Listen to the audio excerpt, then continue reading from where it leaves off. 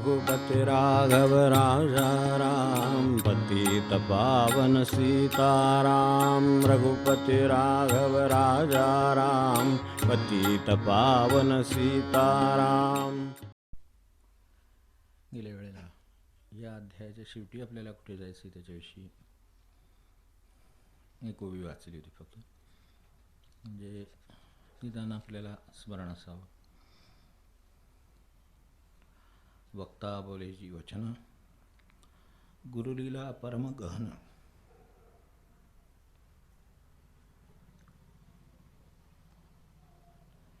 गुरुलीला परम गहन म्हटलं आहे, याचा संदर्भ फक्त शेवटी लक्षात राहू दे, म्हणजे सांगतो. गुरुलीला परम गहन, मी तव असे अज्ञान वर्णू न शके. परी कृपा केली या गुरुनाथे, असाध्य ते साध्य होते.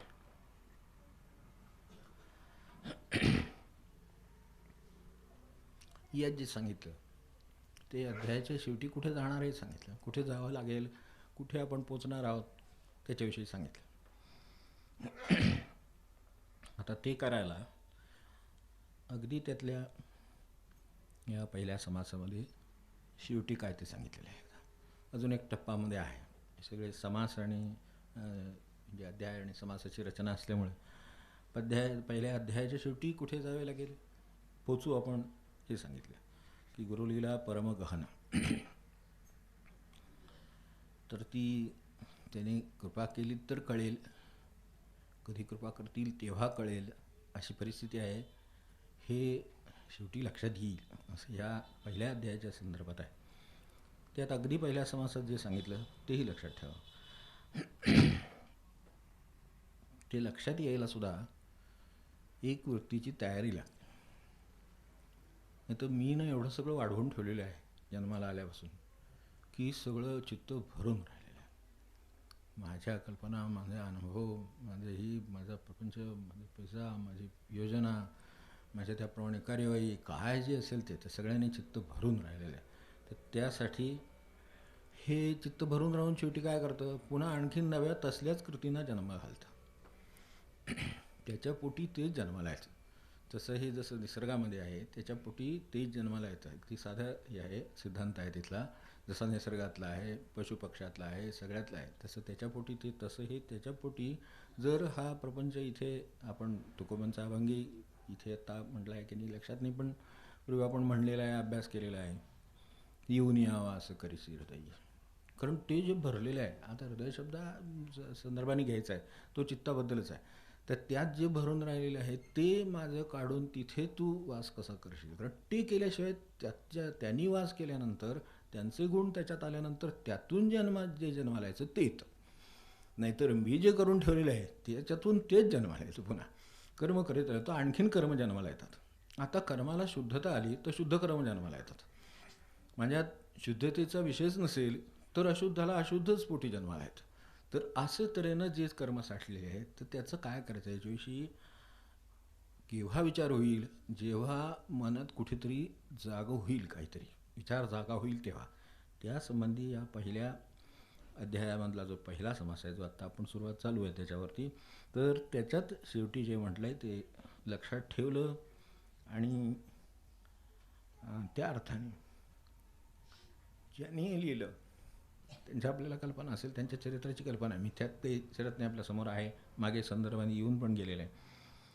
तर आपल्याला प्रापंचिक माणसाला सवय अशी आहे की ती गोष्ट नसल्याशिवाय तिचं महत्त्व कळत नाही. असलेल्या गोष्टींचं जर आपल्याला महत्त्व कळलं असतं तर आपल्यासारखा लवकर उद्धार कोणाचा झाला नसता. खरोखरच लवकर उद्धार. परिस्थितीचं महत्त्व नाही, त्या माणसांचं महत्त्व नाही, त्या व्यवस्थेचं महत्त्व नाही, त्या पाण्याचं नाही, अन्नाचं नाही, कशाचे महत्त्व म्हणून नाही. ज्या दिवशी फाका पडेल, उपाशी राहील, त्या दिवशी अन्नाचं महत्त्व काय ते लक्षात येतं. काय त्याचा उपयोग आहे मला सांगा, की ज्या वेळेला ते होतं, ज्या वेळेला आहे, त्यावेळेला त्याची जाणीव ठेवून हे कशासाठी आहे ह्याचा विचार जर केला गेला असता तर कितीतरी आपल्या कृती बदलल्या असत्या. याचा विचार जर केला तर हे होईल. पण हे व्हायला त्यांनी जसं एक त्यांच्या आयुष्यातली उल्लेख केलेला एक 4 ओळी, सहसा असे संतांचे चरित्रकार कुठेतरी संदर्भानं आपल्या आयुष्याबद्दल बोलतात, नाही तर सहसा बोलत नाही. पण त्यांनी पहिल्यांदा जे सगळ्यांना वंदन केले त्यात त्यांनी वंदन केलं. वंदनातले 3 श्लोक फक्त बघायचे. वंदू माता आणि पिता जयांची देहावरी सत्ता. एवढं लक्षात राहिलं तरी वृद्धाश्रमांची गरज नाही, निघणार नाही आणि निघायला नाही पाहिजे. असं काहीतरी झालं पाहिजे, याची गरज नाही. आता काळानुसार अमुक झालं तमुक झालं, ते सगळं काळानुसार नाही झालं, काळात असलेल्या माणसानुसार झालं. काळाच्या थोडं पलीकडे जा म्हणजे लक्षात येईल की अशी अवस्था नाही येणार. ठीक आहे, आपला भोग म्हणून बघेल, कोणाचं करावं लागलं तरी करेल, त्याच्यावर ती परिस्थिती आहे, त्यानं कोणाचं तरी देणं आहे म्हणून करेल, कदाचित ते पुण्यही म्हणून करेल, काहीही म्हणून करेल, पण तो करेल. तर ही जी स्थिती आहे ती वंदू माता आणि पिता जयांची देहावरी सत्ता. कारण का तर देहयोगे कर्तव्यता घडेल सर्व. आजपर्यंत जे काही केलं म्हणून मला वाटतं, ज्याने माझं चित्त भरलंय बघायचं म्हटलं, ते सगळं देहाच्या योगाने केलं नाही का. त्या देहावरी ज्यांची सत्ता, देहयोगे कर्तव्यता घडेल सर्व, म्हणून माझं हे काम एक. त्यात पुन्हा जे म्हटलं आहे ते 2 ओळी जास्त महत्त्वाच्या. पुढे माऊलीचा उपकार भला, नवमाज भार वाहिला, सेवेचा योग नाही घडला, बाळपणी निवर्तले.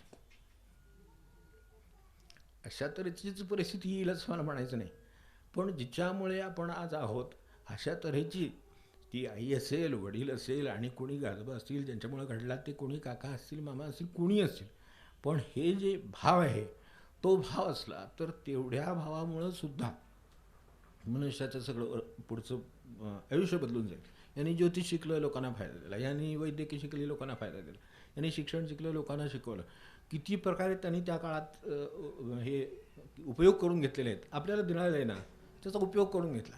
वैद्यकीय शिकली तर वैद्यकीचं ते औषधं देतं मोफत, कोणाला गरिबाकडून कधी पैसे कधी घेतलाच नाही. की त्याच्यासाठी जे आपल्याला विद्या शिकायला मिळाली आहे ना, ती कोणीतरी शिकवली म्हणून ना, शिकवायची शक्ती मिळाली म्हणून ना, मग आता मला त्याची परतफेड नको का करायला, म्हणून जे राहिले ते आयुष्यात जगले. आता याच्या संबंधी पुढे काय म्हणतात ते बघूया. सेवेचा योग नाही घडला, बाळपणी निवर्तले. हा चरित्राचा संदर्भ असला तरी लक्षात ठेवण्यासारखं आहे. ह्याला माणूस जावं लागतं असं नाही, कुणी अमुक जावं लागतं असं नाही. परिस्थितीतला एक घटक ज्याच्यामुळे माझं आज चालू आहे असा कुठलाही घटक नसला तरी तेव्हा त्याची जाणीव होते. तसंही होतं की तेव्हा त्याची जाणीव होते की अरे हे शेजारी होते, हे अमुक होते, हे झाड इथे होतं, ते गाडी तिथे होती, हे अमुक काय वस्तू तिथे होती. हे जे काय आहे ना, ह्या सगळ्या झाडापेडांपासून सगळ्यांचे उपकार आहेत, ते आहेत. आणि त्यांनी जी काही मदत केलेली आहे त्याच्यापोटी मला जे मिळालेलं आहे ते मला परत करणं, ते मला माझं देणं आणि त्यात सर्वात उत्तम देणं कुठे, कशाच्या संदर्भात, अनेकांचे या प्रकारे देण्याचे प्रयत्न सुरू असतात. ठीक, काही कार्य केलं, काही समाजासाठी केलं, अमुक केलं, शेजाऱ्यासाठी केलं, सर्व करावं. पण ह्याच्यात काय म्हटलं आहे ते लक्षात घेतलेलं बरं. दिहली असे कामधेनू मिळवावया नारायण. आपलं हे लक्षात असावं की हे सेवेचा योग नाही घडला, बाळपणी निवर्तले. काय दिला उपकार तर जयांची देहावरी सत्ता. वंदू माता आणि पिता जयांची देहावरी सत्ता, देहयोगे कर्तव्यता घडे सर्व. माऊलीचा उपकार भला, नवमास भार वाहिला, सेवेचा योग नाही घडला, बाळपणी निवर्तली. दिधली असे कामधेनू. काय केलं ते कामधेनू म्हणजे, तर ही अक्षरशः ज्या पद्धतीनं वापरणार त्या पद्धतीनं वापरण्यासारखं शरीर दिलेलं आहे. दिधली असे कामधेनू, ते त्यांचे उपकार. असं लक्षात ठेवून राहिलं की त्यांनी आपल्याला कामधेनू दिलेली आहे अक्षरशः. आज मला सांगा, सर्वात मोठं वाईट काय असेल ते, सर्वात मोठं चांगलं काय असेल ते यांनीच घडलेलं आहे. शरीर दिलं, विचार दिले, बुद्धी दिली. आता त्याची दुर्बुद्धी होईल, सद्बुद्धी होईल, हे सगळं होणार ते त्याचंच होणार आहे सगळं. त्यामुळं जे सर्वात मोठं, अगदी सर्वात मोठे नरसंहार करणारे जे आज हुकुमशहा होऊन गेले त्यांनीसुद्धा जे केलं ते ह्यांनीच केलेलं आहे, हे विसरता येणार नाही.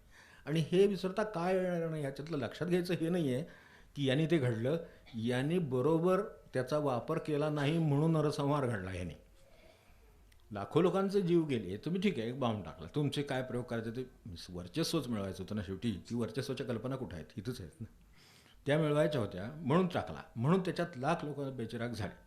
बरोबर, हे बेचिराग झाल्यानंतर ते कोणी केलं, कुणीतरी हातानेच टाकला, कुणीतरी निर्माण केलेल्या यंत्रानेच तो फेकला, हेच केलं ना. मग त्यांचं म्हणणं आहे की कामधेनू आहे आता तुम्ही नरसंहार मागितला तिच्याकडे, तिने केला.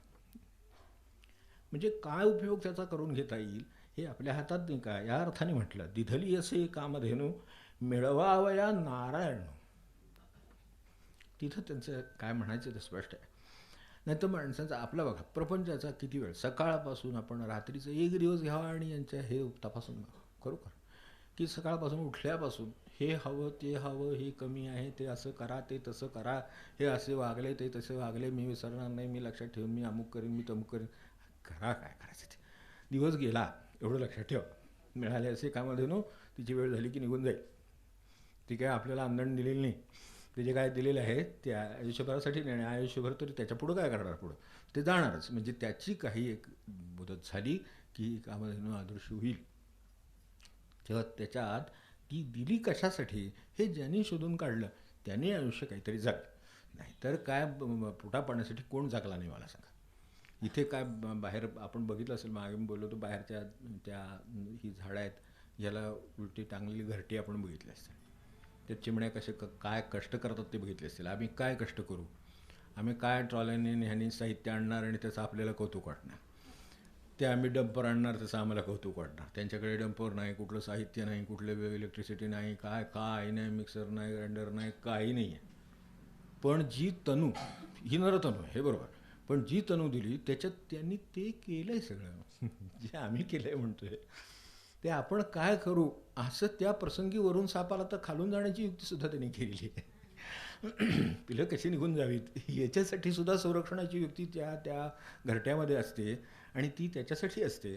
तर इथपर्यंत त्यांचं जर त्याच्यात चालत असेल आणि ते सुद्धा त्या पिलांच्या जन्माच्या आधी त्यांची सगळी तयारी झाली. आम्हाला मोठं कौतुक वाटतं, आम्ही आधी आता तयारीला लागलो आहे, आता तयारीला लागलो आहे. हो बाबा करा तयारी, असं समजू नका की हे तयारीचं करण्यासाठी जन्माला आला आहे एवढं तरी समजू नका. निदान तयारी करा, बरोबर, सगळ्या गोष्टीची तयारी करावीच लागते. आला प्रसंगाला माणसाला तयार आहे, बरोबर आहे, पण त्याच्यासाठी हे आहे का ती तयारी ते करतात तिथे. आपण बघा तुम्ही घरं कशी बांधतात, कशी नवीन कुठून काड्या गोळा करत असते. अरे बापरे, त्याची सगळी रचना. अनेक घरात लोक त्यातल्या त्यात काय करतात, ती रिकामी पडली की नाही किंवा हाकलून ती रिकामी सुद्धा करतात, तर ती रिकामी पडली की घरात आणून ते शोपीस म्हणून टांगलेली असते.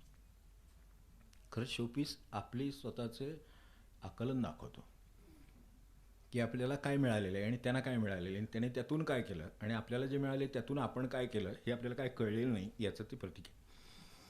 टांगावं माझं म्हणणं नाही. कोणाची इच्छा असेल किंवा त्याच्यात काही कलाकार म्हणून कोणी असेल किंवा त्याला काय त्याचं कौतुक वाटून तो आणखीन काही त्याच्यापेक्षा पलीकडे करणार असेल, करावंच, पण त्याच्या पलीकडे करणार असेल तर त्याला हरकत नाही. पण एरवी जर नुसता शोपीस आपण लावणार असाल तर त्यात हे दिसून येतं उलटं की माझ्या ते बुद्धीचं दारिद्र्य, की मला कशाला मी जन्माला आलो या, आणि ते कशाला जन्माला आले त्या, आणि त्यांनी काय केलं आणि मी जादा काय केलं. घर बांधलं, ठीक, मुलं बाळ आहेत तिथे आहेत, तिथे पिल्ले आहेत, ती उड्या मारत आहेत, त्यांना खेळत आहेत, आम्ही खेळलो, त्यांनीही खेळलं. काय ते वेगळं केले त्यांनी मला सांग. ते किती कुठल्याही प्राण्यांच्या ह्याच्या बाबतीत बघा, ती मांजर कसं खेळत असते, तो उंदीर कसा खेळत असतो, ती बाकीची पिल्ले कशी कसंही तुम्ही कुठल्याही प्राण्याच्या ह्याच्यात ते सगळं चालूच आहे. त्यामध्ये मी काय केलं, खरं मला जे मिळालं ते ज्याला कळलं. दिधली असे कामधेनू मिळवावया नारायण. त्यांना कल्पना नाही येत ती. ही कल्पना आपल्याला काय येत नाही असं म्हणणं. त्यांना कल्पना येत नाही, पण त्यांना कल्पना येत नाही ह्याची आपल्याला कल्पना येत नाही. त्यांना तेवढंच येतं, त्याच्यातलं जास्तीत जास्त उत्तम ते करतात. त्यांना जी गाडी उचलता येते ती कशी गुंतवावी आणि कशी ती अर्धांतरी टांगावी आणि त्याचं काय करावं आणि त्याच्यात सुरक्षित ह्या ऊन पावसापासून कसं राहावं हे त्यांना येतं. पण त्यांना तेवढंच येतं आहे, त्याच्या पलीकडे अजून त्यांना काही येत नाही. म्हणून ते तेवढंच करतात. मला तेवढंच येतं का, त्यांना तेवढंच येतं म्हणून त्यांनी तेवढंच केलं. त्यांना जेवढं येतं ना त्याच्या खाली कधी ते करीत नाहीत. हे बघा, आपण कधी त्यांनी बांधलेलं घरटं काहीतरी बिस्कटलेलं वाकडं तिकडं आहे, घर असेल एखादं, त्यांचं घर असत नाही कधी. त्यांचं घर व्यवस्थित विणलेलं असतं. आपल्याला अनेकदा त्या वेणी सोडवायसुद्धा अवघड असतं. त्यातून तुम्हाला धागासुद्धा पडलेला आढळत नाही, बाजूचे हे सुद्धा पडलेलासुद्धा आढळत नाही. आपल्याकडे आपली गॅरंटी हवं, आपल्याकडे सरकारी पूल बांधतात, आता सरकारी नाही इतरसुद्धा आपल्या रस्त्याची गॅरंटी नाही. ते करून गेले की मागून माहिती आहे आपल्याला काय होती. ते बांधून गेले तर उद्घाटनाच्या तारखेची सुद्धा लगेच घ्यावी लागते. पूल बांधले की लगेच लवकरच उद्घाटन घ्यावं लागतं. का पुन्हा गॅरंटी काय त्याची, म्हणजे ती गॅरंटी नाही. हे आम्हाला जे मिळालं आहे, मला फरक एवढाच म्हणायचा आहे, त्यांना जे मिळालं आहे त्याच्यात जे मिळालं आहे त्याची त्यांना जाणीव आहे आणि त्याचं जे उत्तमात उत्तम करता येतं ते करतात. त्यांच्यात जे उत्तम आहे त्या चिमणीचं घरटे कधी अशा तऱ्हेचं हे आपले म्हणायचं नामकं तमकं हे सगळे आपल्या गप्पा गाणी सोडून द्या, पण मुळात ते जे करतात ना ते अत्यंत उत्तम करतात. चिमणी करते अत्यंत उत्तम करते. उंदीर त्याला पोखरून त्याचं तो काही आपल्यासारखं धान्य पेरत नाही, तो काही शेती करीत नाही, तो काही धान्य आणत नाही, तो कुठे काय धान्य करीत नाही. ठीक आहे, सगळं आपल्याला मान्य आहे. पण त्याला कुरतडून खायची विद्या आहे. तर कुठे तांदूळ आहे तो शोधून काढतो. तो तिथे जाऊन तो कुरतडून खातो. आता आम्हाला त्यांचा राग येतो, कारण आम्ही संचय करून ठेवला आहे आणि आम्हाला असं वाटतं की ते कुरतडायला लागले असे. जर आपलं लक्ष राहिलं नाही तर उद्या घराचं काही होणार नाही, तुमचंच काहीतरी होईल. गरज जास्ती केली. पण हे आपलं काय होईल, त्या उंदीर हे झालं ते झालं, त्या गोष्टी झाल्या, अमकं झालं. गोष्टींना जे करता येण्यासारखं आहे, त्यांना जे कळतं आहे ते त्या बरोबर करतायत. आता तुम्हाला काय करायचं असलं त्यांना मारू नका, काही बंदोबस्त करायचा असलं करा, नाही असं नाही. पण त्यांना ज्याला मिळालेलं आहे ते प्राण्यांना कळतं आणि त्याच्यातलं सुद्धा उत्तमात उत्तम ते करतात. त्यांच्यातले जे हे प्राणी वेगवेगळ्या प्रकारचे, आता मी म्हटलं आहे उंदीर आहे, घुशी आहे, अमकाय तमकाय, त्यांना खाद्य दिले बरोबर खातात, त्यांना शोधायचं ते बरोबर शोधतात. मला नेहमीच या बाबतीत मुंगीचं कौतुक वाटतं. कुठं तो आमच्या हातनं एवढासा कण ते साखरेचा इथं सांडतो काय, तो संदेश जातो काय, त्या असतात कुठे, ह्या परिसरात सुद्धा आत्ता कुठं मुंगी नाही. पण इथे ठेवा आणि एक तासाभराने आपण येऊन बसा जपाला, एक एक एक एक मुंगी कशी येत जाते तिथे. त्यांना जे दिलेलं आहे ते घ्राणेंद्रिय असेल, संदेश व यंत्रणा असेल, काय जे असेल ती इतकी उत्कृष्टपणे ते वापरतात की त्या ठिकाणी लगेच जे कुठून असेल तिथून. आता तिच्या दृष्टीनं तिचा शरीराचा आकारमान केवढा आहे, तिचा जीव केवढा आहे, त्याच्यात मेंदू केवढा असेल, त्यात ती यंत्रणा केवढी असेल, हो की नाही. आपण एवढे टॉवर बांधले तरी आम्हाला अजून कनेक्टिव्हिटी मिळत, हे फिरव ते फिरव ते फिरव, नाही का. पूर्वीच्या काळी नाही का टी व्ही आले तेव्हा पहिल्यांदा हां अजून जरा ते खालून ओरडायचे आणि ते वर ऐकत राहायचे, म्हणजे असं ते काही चित्र होतं आहे की काय. हे आमचे कर्तृत्वात जे जास्तीत जास्त मिळाले त्यातलं आम्ही हे केलं. त्यांच्या जास्तीत जास्त मिळालेल्यात कुठेही आपल्याला असं काही आरडाओरडा ऐकू आल्या, अगं तिकडं वाढलं, अगं तिकडं आहे तिकडं आहे, अजिबात. त्यांना जे मिळालेले ते कळवण्याची त्यांची यंत्रणा आहे. आम्ही केलेला फोनसुद्धा अजून 4 लोकांना 4 बाजूच्या घरीसुद्धा ऐकू जातो. त्यांचं कधी साखर इथे पडली आहे आणि कोणी काय लगेच कसं कळतं काय कळत नाही ते तिथे येऊन हलवतात आणि बरोबर ती टिपतात.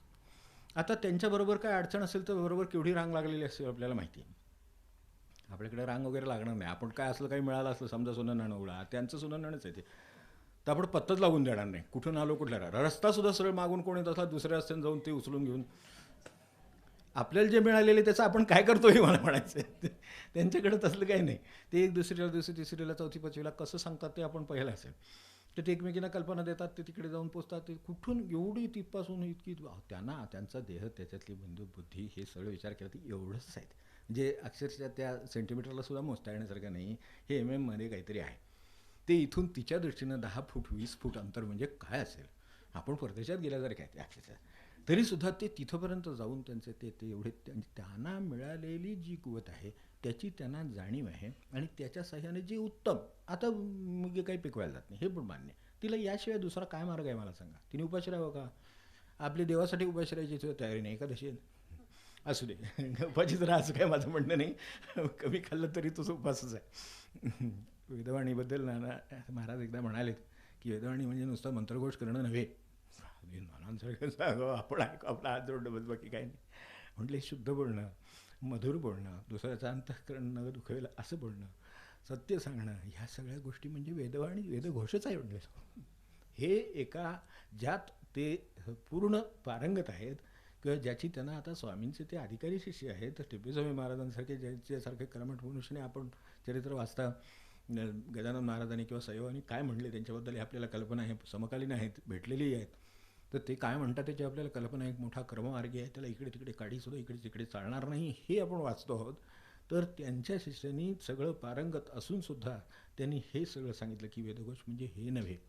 वेदघोष म्हणजे त्या अर्थाने शुद्ध, चांगलं, दुसऱ्याच्या अंतःकरणाला न खुवेलं असं, तर असं मृदू बोलणं हा वेदघोषच आहे. म्हणले ह्या वाणीचा तो चांगलाच उपयोग आहे. तेव्हा त्या अर्थाने नुसतं ते पठण म्हणजे वेदघोष नाही. पठण म्हणजे ठीक आहे, तो वेद आहे म्हटले, तो वेदघोष झाला ठीक आहे. पण हा वेदघोष तो म्हणले हा अखंड चालणारा आणि सर्वांना करता येण्यासारखा आहे. त्यांनी परमार्थ फार सुलभ करून ठेवलेले आहेत आणि ते खरं सांगायचं तर त्यांच्या सुलभ मार्गाने गेलं ना तर खरोखरच सुलभ आहे.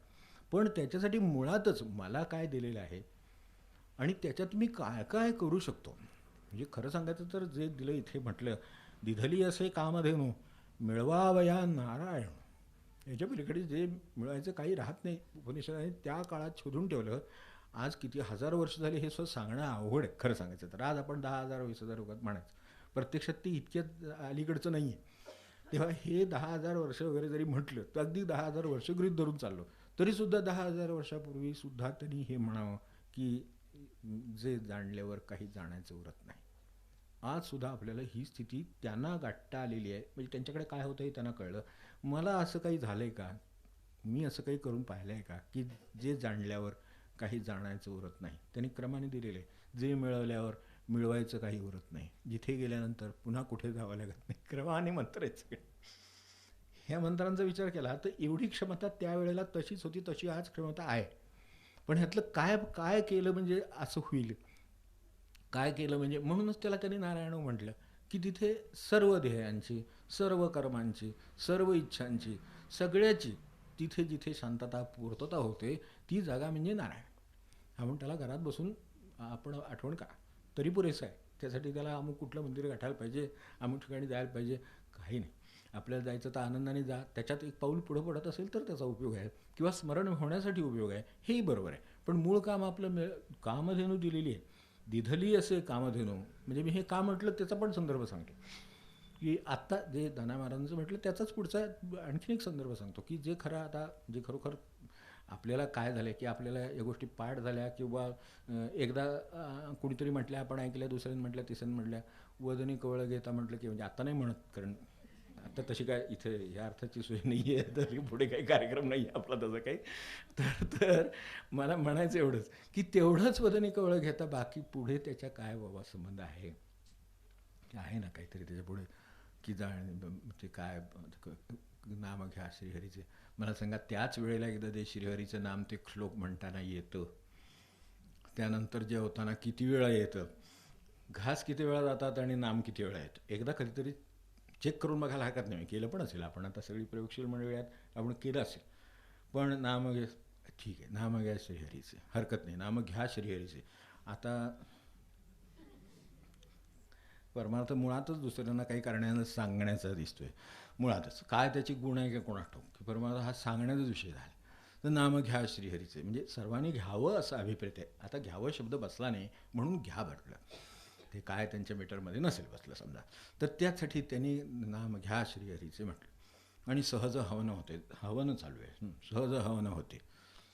आणि तिथं वाटते असं ही कशाला चटणी केली, आपल्याला आवडत नाही माहिती आहे, हा हवनं चाललं आहे ना, आपल्याला हवनासाठी काय साहित्य ठेवलं याचा आपला काय संबंध आहे का. सहज हवनं होते नाम घेता फुकाचे, ते फुकाचंही घेत नाही आणि विकतही घेत नाही, विकत घेतच नाही मुळामध्ये कुठे, त्यामुळे प्रश्नच येत नाही काय करावं हे. आणि ह्याचबद्दल नाना म्हणाले की नाना महाराज म्हणजे त्याचा संदर्भ आहे म्हणून ह्या श्लोकाचा उल्लेख केला. नाना महाराज म्हणाले जसं हे मधुर बोलणं किंवा मनापासून दुसऱ्याला दुखवेल, अहंकार कुठलाही त्या बोलण्यामध्ये नसेल, अशा तऱ्हेच्या बोलण्याच्या त्यांनी कल्पना मांडल्यात. हे बोलणं म्हणजे जसा वेदघोष आहे तसं अन्नाचं रोजचं अन्न ग्रहणाच्या विषयी आपण जी प्रार्थना करतो तर त्यावेळेला म्हणले 1, 2, 3 प्रार्थना करणं आणि अन्न कोणत्या भावनेनं खाता आहात त्याच्याविषयी लक्ष असणं, ते परिमित असणं, ही सगळं म्हणले ब्रह्मकर्मच आहे. आता त्यांनी किती ब्रह्मकर्म खाली आणून ठेवली, नाहीतर आपण ते कोण शास्त्रमार्ग जाणणार, त्याच्याकडे जाणार, ते ब्रह्मकर्म आपल्याला माहिती नाही नक्की ते काय अभिप्रेत आहे, ते काय करतायत काय आपल्याला ते काही कळत नाही. ह्याच्यात अगदी सोपं म्हणले. आता जेवणारा तर मनुष्य आहेच, पण ते काय म्हणाले की जेवताना 1, 2, 3 2 गोष्टी फक्त त्यातल्या सांगतो उदाहरण म्हणून. का तर ह्या संतांनी परमार्थ किती सोपा करून ठेवला, त्यांच्यावर किती कर्मठ, त्यांना किती सोसावं लागले याची आपल्याला कल्पना नाही, पण त्यांनी आपल्याला किती सोपं दिलं याचीही कल्पना नाही याचं मला वाटतं. त्यांना किती सोसावं लागलं याची कल्पना नाही, ठीक आहे, सगळ्यांची चरित्र काही सगळ्या अर्थाने प्रकाशात येतात असं नाही आणि अनेक अज्ञातही राहतात, पण त्यांनी जे सांगितलं आहे तर ते किती सोपं आहे. आता ही भावना आहे, ह्याच्यात त्यांनी 1, 2 गोष्टी सांगितल्या, एक उदाहरण म्हणून त्यातल्या 2 सांगतो. एक तरी निदान सांगायला हरकत नाही वेळेच्या ह्याच्यात मर्यादेत, की एक की म्हणले असं म्हणावं की हे जे काही अन्न समोर आलेलं आहे हे अन्नपूर्णा म्हणून जी काही देवता आहे कोणी, तिच्या कृपेनं आलेलं आहे. तिची कृपा एका ठिकाणी होत नाही, समोर दिसतं त्यावेळेला तिथं जे अन्न दिसतं त्याची देवता म्हणून अन्नपूर्णा म्हणतो, तिचं नाव त्याच्यासाठी ठेवलं. पण मला सांगा इथे जे आलेलं आहे हे काय असं एकदम कुठून आकाशातून अन्नपूर्णेने इथं प्रसन्न होऊन समोर का ठेवले, इतका साधा विचार करावा की त्याच्यामागं काय काय घडलं असेल ते सगळं आठवावं आणि मग त्या अन्नाकडे बघावं आणि मग म्हणले त्याला नाव ठेवण्याचे आपल्याला आतून सुद्धा धाडस होणार नाही. जे ठेवलं असेल ते ज्यांच्या घरी गेले होते इथे अगदी त्यांना भाजी आवडली म्हणून ते आग्रहाने केली, ती वाढली, त्यांना आणखीन बरी वाटली म्हणून संपवली म्हणून आणखीन खाल्ली, सगळं झालं. ते नाना पहिल्यांदा जेवल्याशिवाय दुसरं कोणी जेवत नसे, त्यांची तिथला रिवाज होता. तर ते झाल्यानंतर हे दुसरे जेवायला बसले, ते पहिल्या घासालाच त्यांना लक्षात आलं की अरे खराट आहे. मग त्यांनी नानांच्याकडे बघितलं, म्हणजे ना अपराधी वाटले. म्हणले तुम्ही का बोलला नाही? म्हटले हा नैवेद्य आहे, तिचा प्रसाद आहे. तो प्रसादात काय कडूगोड असतं का, तिखट मीठ खारट याचं काय असतं का? आणि त्यात काही खारट नाही आहे म्हणले, काही नाही आहे. हे त्यांनी काय पद्धतीनं ते बघितलं असेल, मी ते प्रत्यक्ष केलेलं आहे म्हणून, तर त्या भावनेनं ते बघितलं. आणि दुसरं एक सोपं जाताना म्हणाले की आज मी स्वतः हे अन्न भक्षण करायला बसलो. अन्न ग्रहणाची सुद्धा माणसाकडे शक्ती लागते. आपल्याला कल्पना येते की नाही मला माहीत नाही, आपण खूप बेसावध असतो म्हणून हे कदाचित असेल, पण ताट समोर ठेवलं म्हणजे आपण खाऊ शकतो, यात काहीतरी परमेश्वरी शक्ती आहे अजूनही. याच्यासाठी सुद्धा अनुकूलता लागते, खूप प्रकारची लागते. म्हणजे अगदी एक म्हणजे क्रमाने 10 अनुकूलता लागतील सांगता येतील.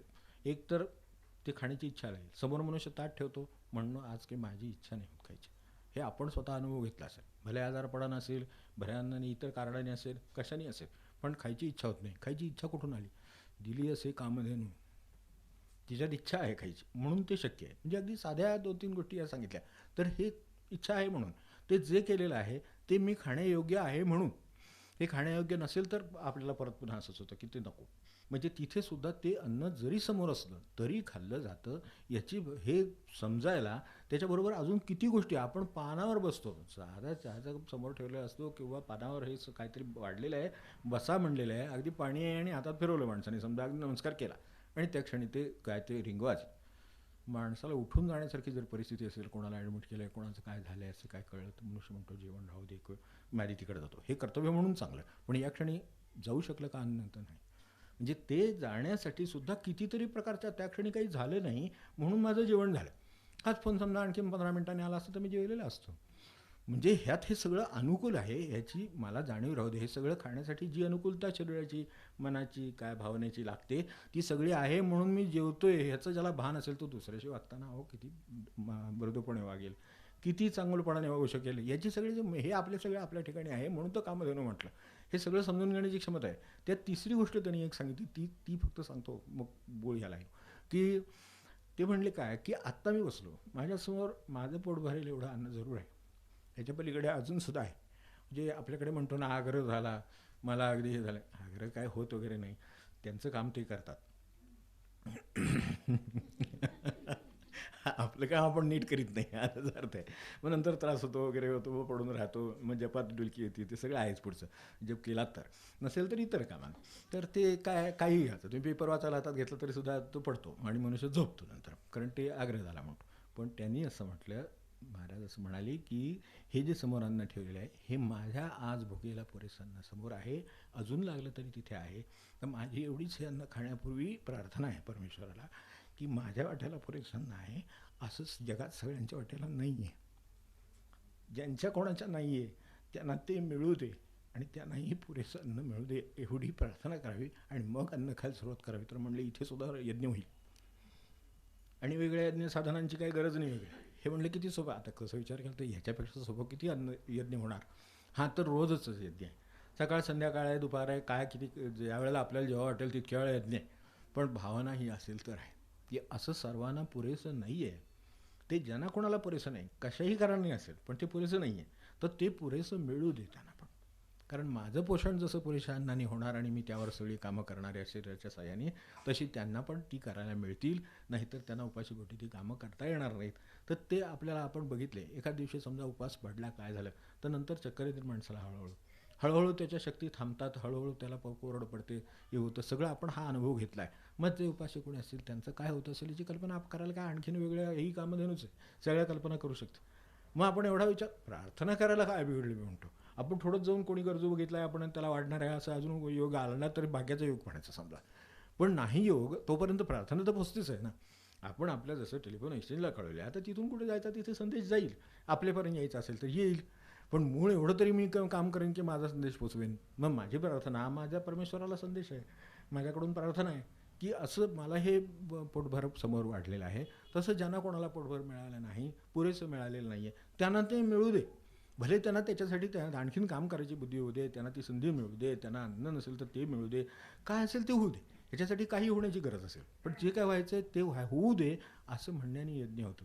ही दिली असे कामधेनू, हा जो म्हटलं ना, दिधली असे कामधेनू मिळवावया नारायणू, तया उपकारा ते वानू कोण्यामुखे. नाही म्हणता येणार, हे उपकारसुद्धा आपल्याला स्मरण करणं शक्य नाही.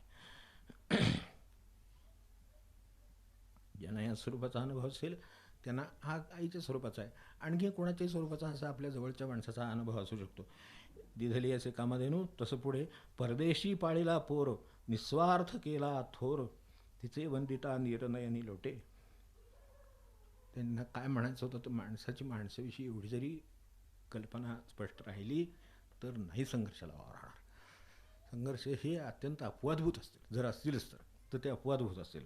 आजसारखे सार्वत्रिक नाही होणार. आज संघर्ष सार्वत्रिक आहे, तो कुणाच्याही कुठल्याही नात्यातल्या प्रकारचा असू दे. तर हे लक्षात ठेवू. परदेशी पाळीला पोर, स्वतःविषयी म्हणलेत परदेशी पाळीला पोर, त्यांच्या दुसऱ्या घराण्याने सांभाळ म्हणून. निस्वार्थ केला थोर, तिचे तिये वंदिता निरनयनी लोटे, कुलदैवत गोत्रदैवत जननी जनक पाळी ते दैवत इतुक्यांचा. इथे महत्वाचं सुरू झालं. इतुक्यांचा ऋणाईत देह थोर वाढविला.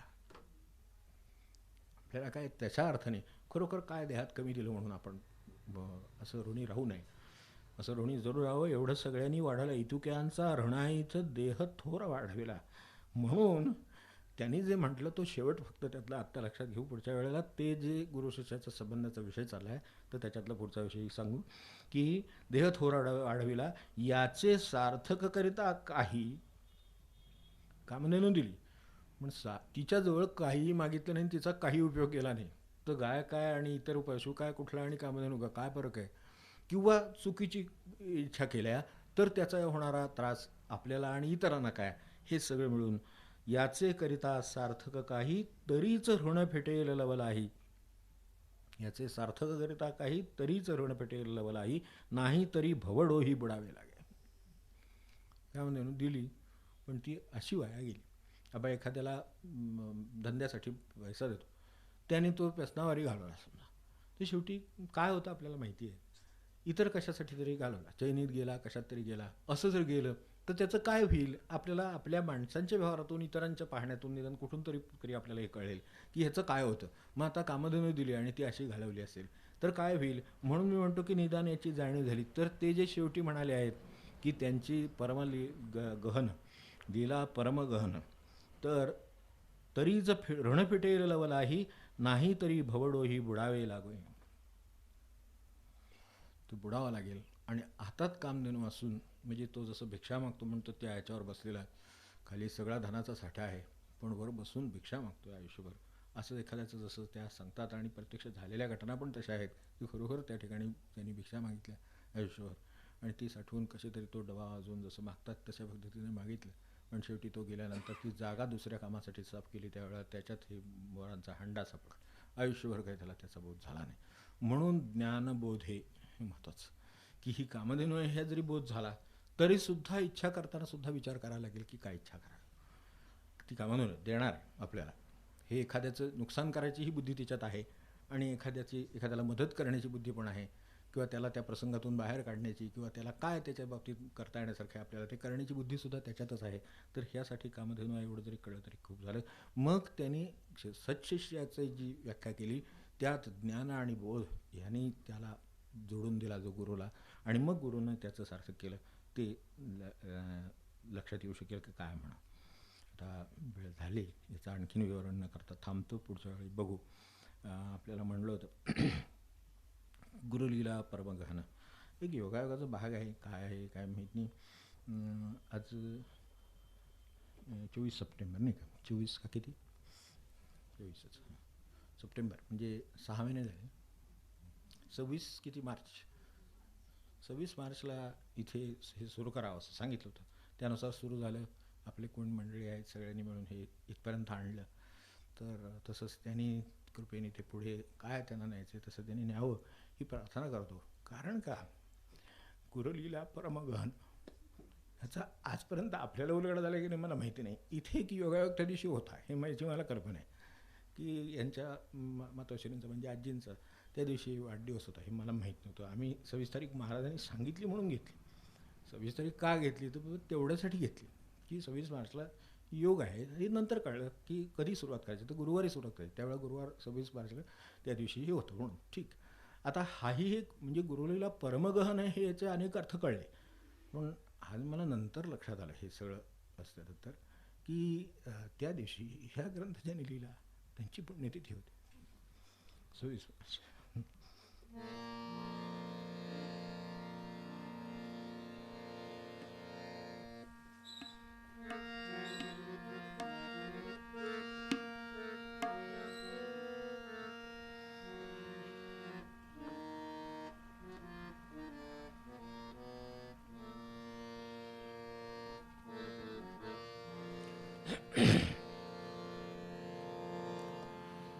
थोडं त्यांनी सांगितलेलं करीत जर राहिलो तर याचा बोध आपल्याला होऊ शकेल असं वाटतं. 26 काय आहे आता काय आपल्याला याच्यातलं कळलं काय नाही. खरं सांगायचं ते हे घडत गेलं आपण पाहत गेलो. पण ज्या क्षणी आपल्या लक्षात येईल की आपल्या आयुष्यात सुद्धा अशा घटना घडत असतील तर त्याच्यात काहीतरी त्यांच्या वेगळ्याचं गहन भाग असेल तो आपल्याला नंतर कळेल. एवढं समजून जरी मनुष्य थांबला तरी दुःखात शांत राहील आणि सुखातही उधळून जाणार नाही. तर शांत राहील आहे काहीतरी योजना आहे. एवढ्याशा गोष्टीत आपल्याला एवढ्यात एवढी योजना लक्षात येते की तारखेशी निगडीत असते नुसती सुद्धा नाही. तर नक्की होईल. आणि हे स्मरण टिकायलाच नाम सांगितलं बाकी काही नाही. पान 59 पद 55.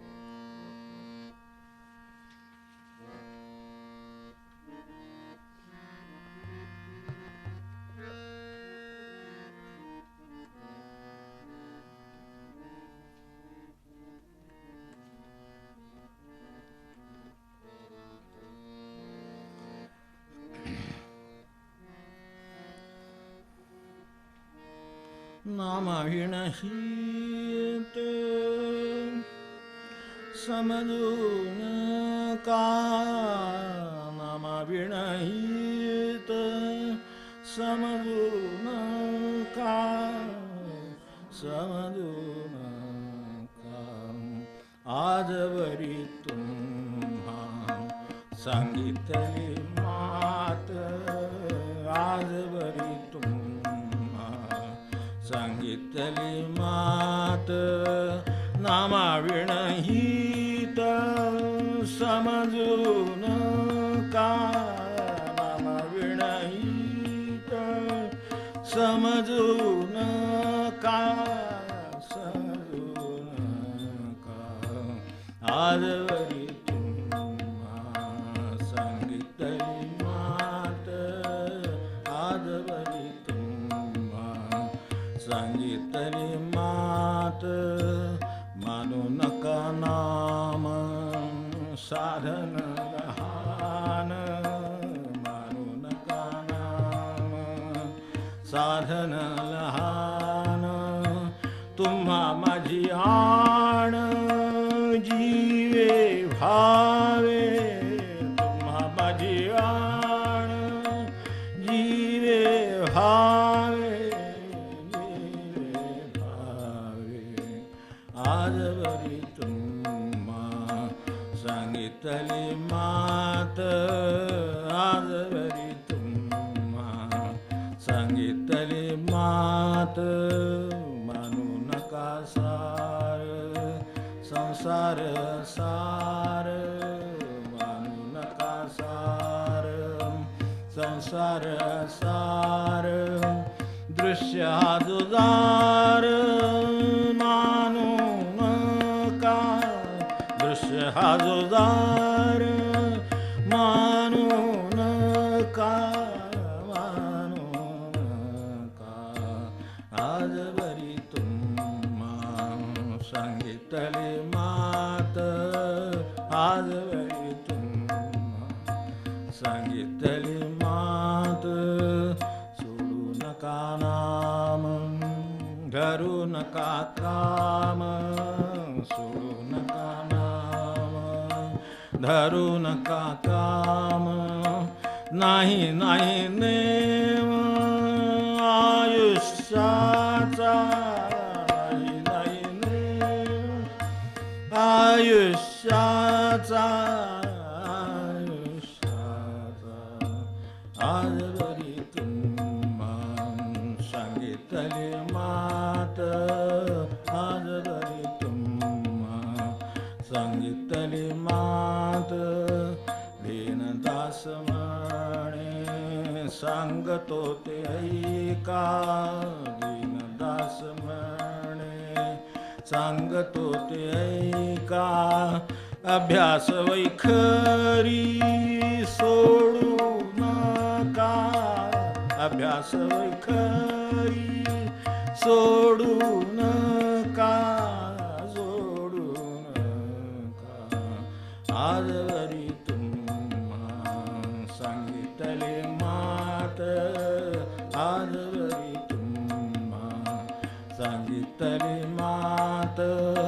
नामाविणहित समजू नका, नामाविणहित समजू नका, समजू नका. आजवरी तुम्हा सांगितले मात, आजवरी तुम्हा सांगितले मात.